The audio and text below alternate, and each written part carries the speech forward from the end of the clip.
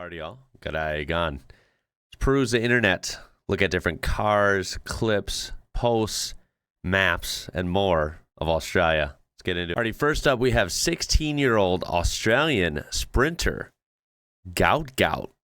Don't know if that's a nickname or what. Running a 10.04 in the 100 meters. I don't remember exactly, if that is a record or like a super good time. I'm assuming it is. But let's check it out. Sounds pretty fast. Here we go. It is just the heat, so it may seem a bit later, but this is very recent, by the way. This is in Queensland, I believe. Brisbane. So we're away, a really good start there, and now starts to move through his Gout. So the Queenslander, who hasn't even touched the ground yet, the young man, and he's holy smokes. And he's gone. 10.05. Wow. There were a couple guys that started out really fast, and he kind of just glides. He was way out ahead by then. Whoa. That's got to feel crazy. It took him a while to stop. That is history. Wow. Is that a record? 16 years old? That's like insane to look at. It's almost like he's gliding across the ground. That's really cool. It's also scary, man, because if you lose, you misstep while you're running that fast, I feel like that can hurt quite a bit.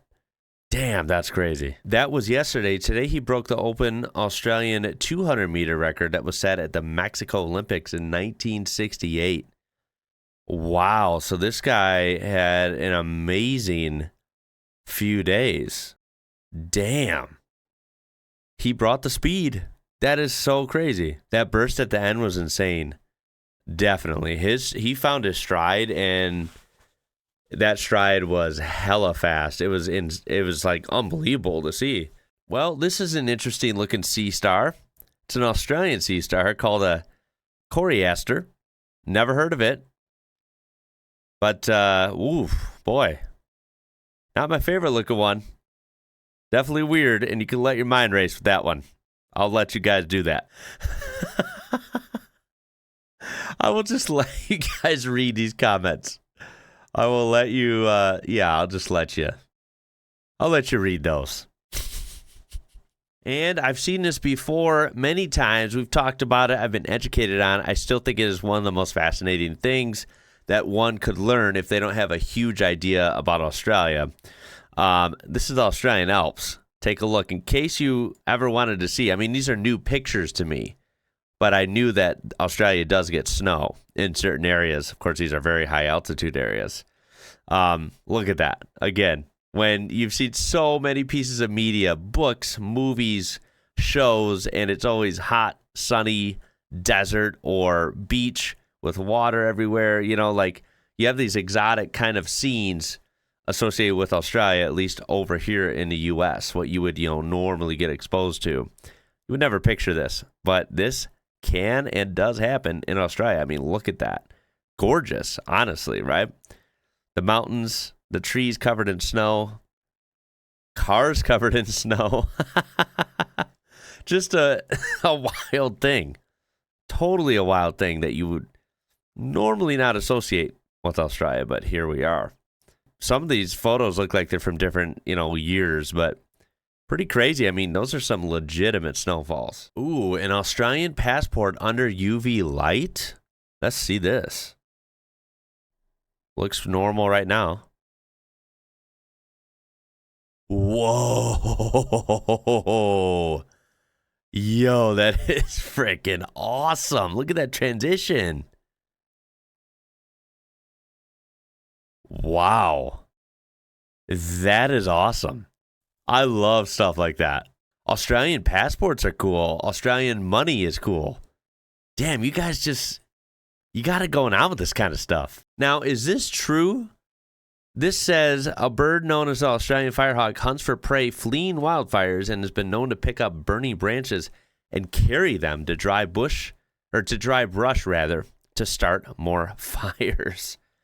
Holy smokes, what a chaotic animal. the Australian firehawk. Crazy looking bird, considering, knowing what it could be, doing, what it's capable of. Is that real? I imagine it might be, right? There are just some crazy wildlife in Australia. We've learned that. So nothing's out of the question. You have to let me know if this is accurate, or if this is more of like a myth or folklore. If this is true, man, what a harsh animal. Trying to start freaking more fires, trying to spread them around. Now, this is pretty cool. You may want to look this up yourself to get like a more, grand description of what happened. But this is pretty cool dedication, right, from family, right? Family members can vary on how nice and dedicated they really are, right? Take a look at this. When an Aboriginal Australian girl graduated college in 2016, her grandfather, an Aboriginal elder who lives on a remote island, traveled almost 2,000 miles to attend the ceremony and dance with her. And of course, this is the girl in question and her grandfather. So, wow.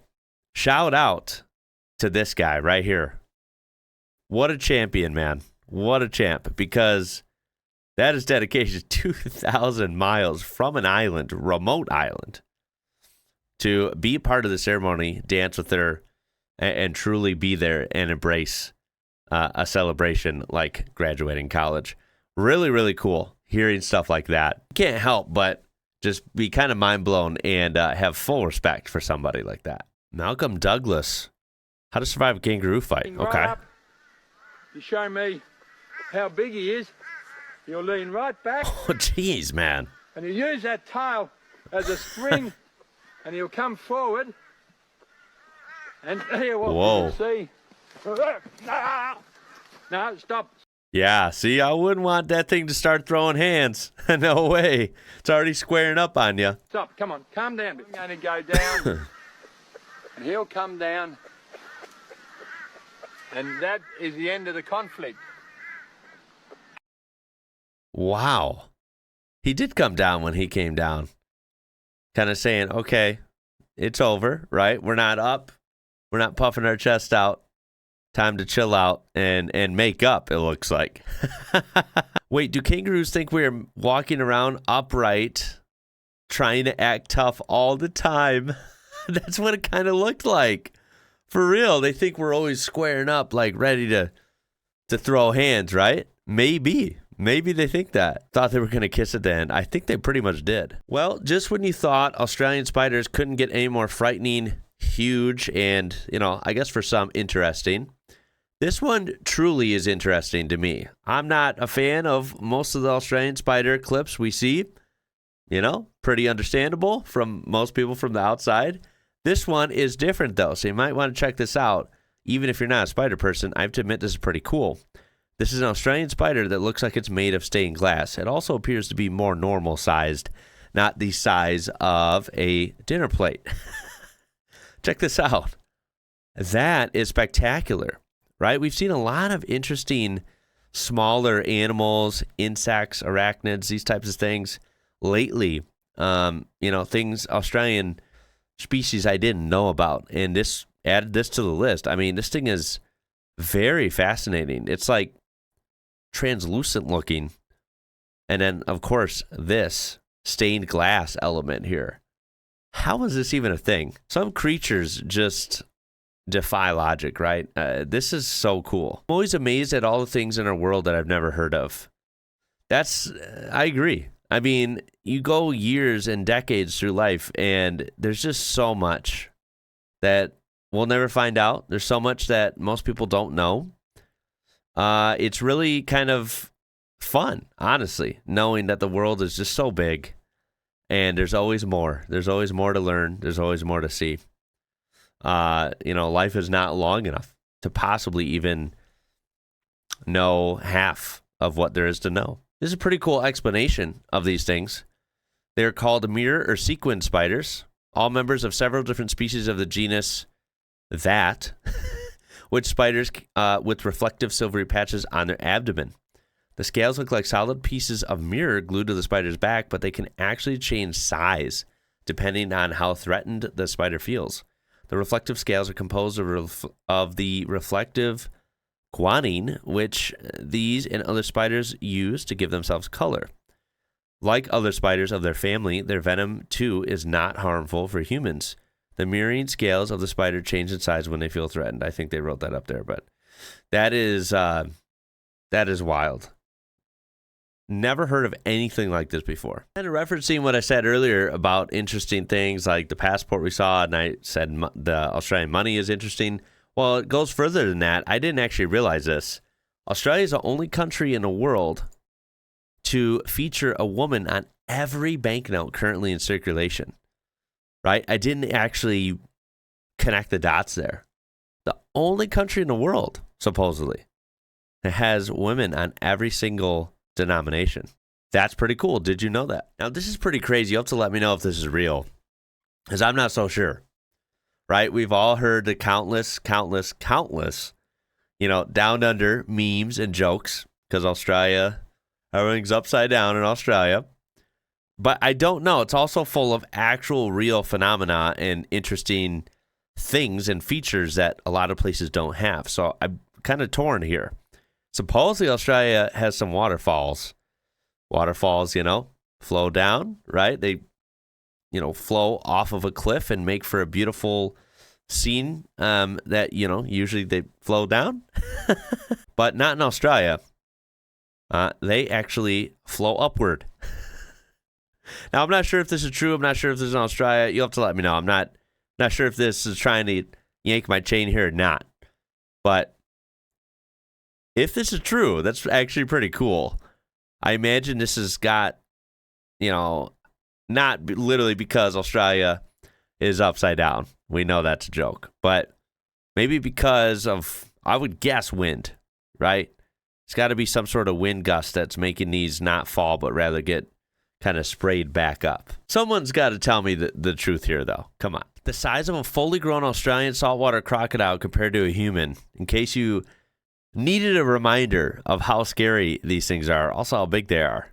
That doesn't make these any more fuzzy, cuddly, and cute, does it?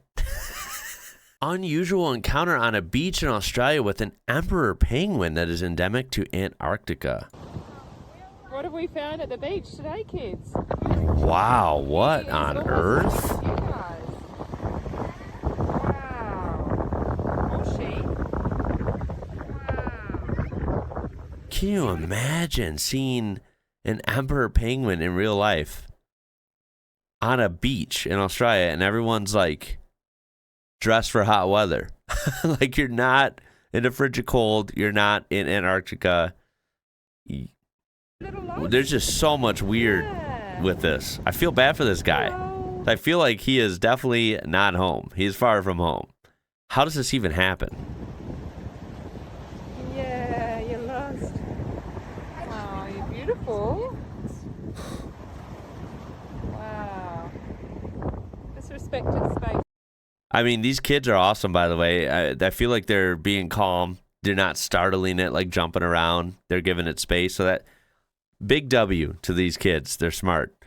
Also, this thing, I feel bad for it. I also can't help but laugh. It's cute. It's like sitting there just chilling, looking around.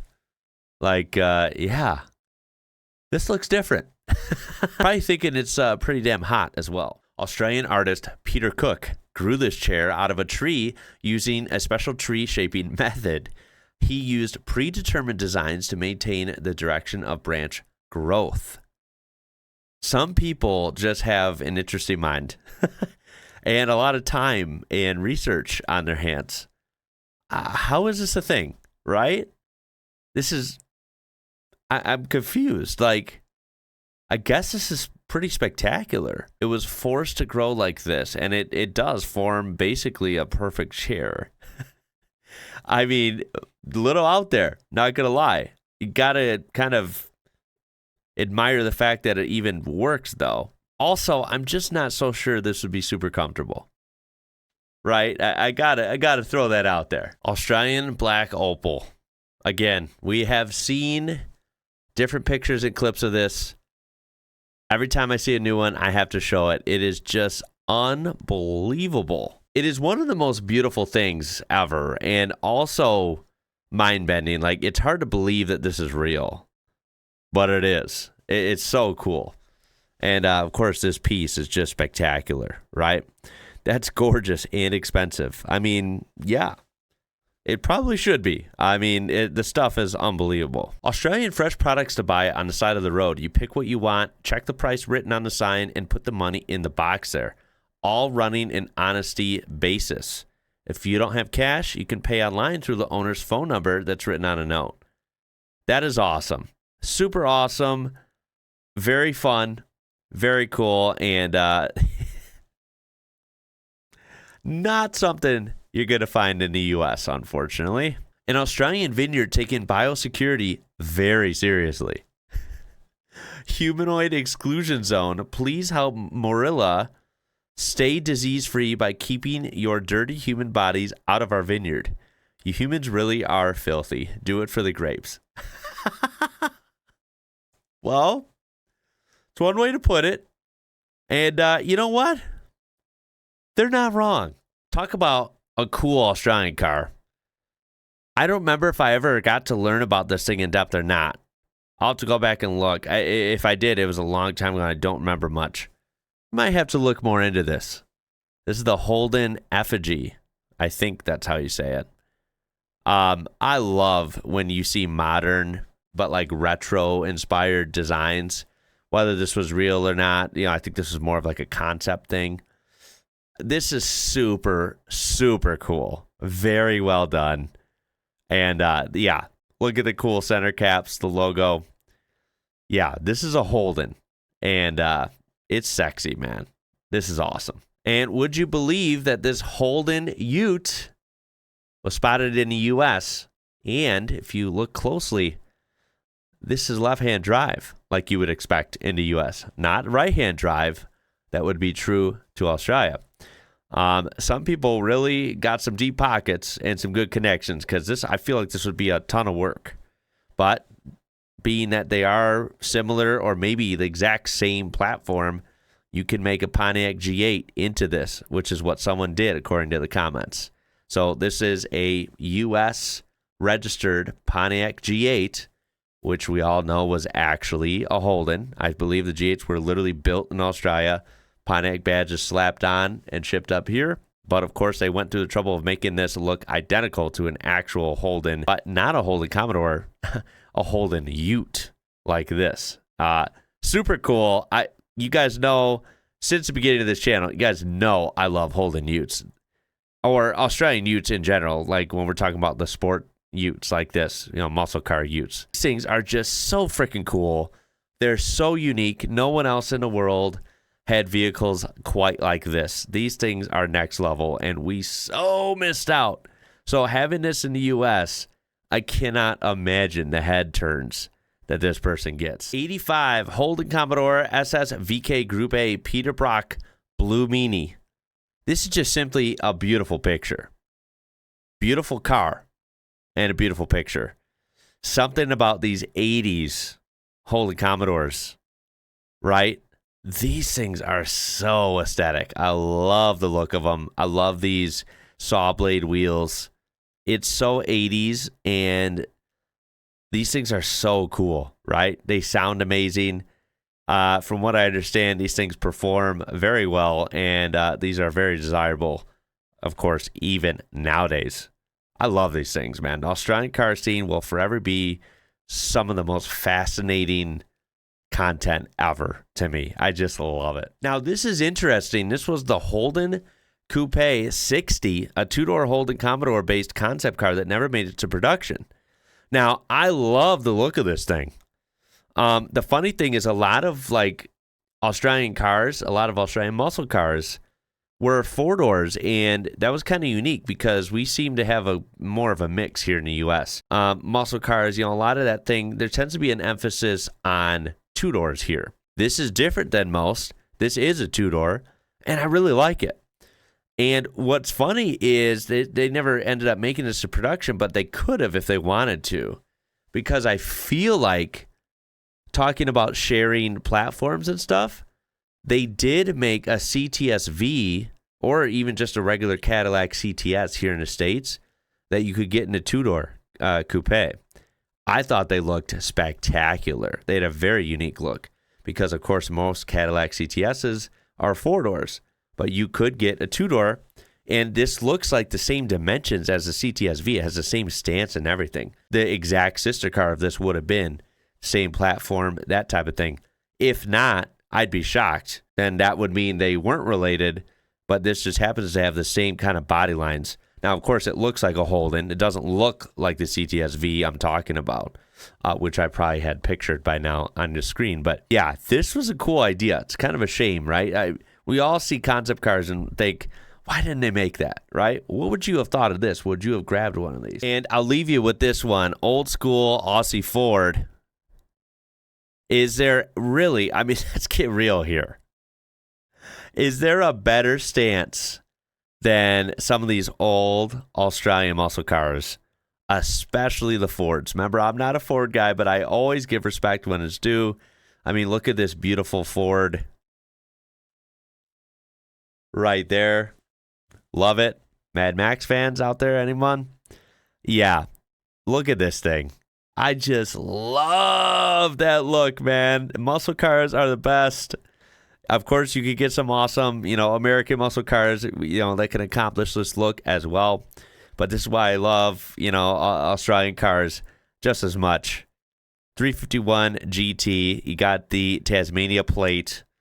Yeah, Ford Falcons. Fucking awesome. Well, that was a lot of fun. I hope your week is going well. It's going to do it for this one. I'll see you down in the comments. My name is Ian. You're watching IWrocker. Until next time, y'all. Catch you later.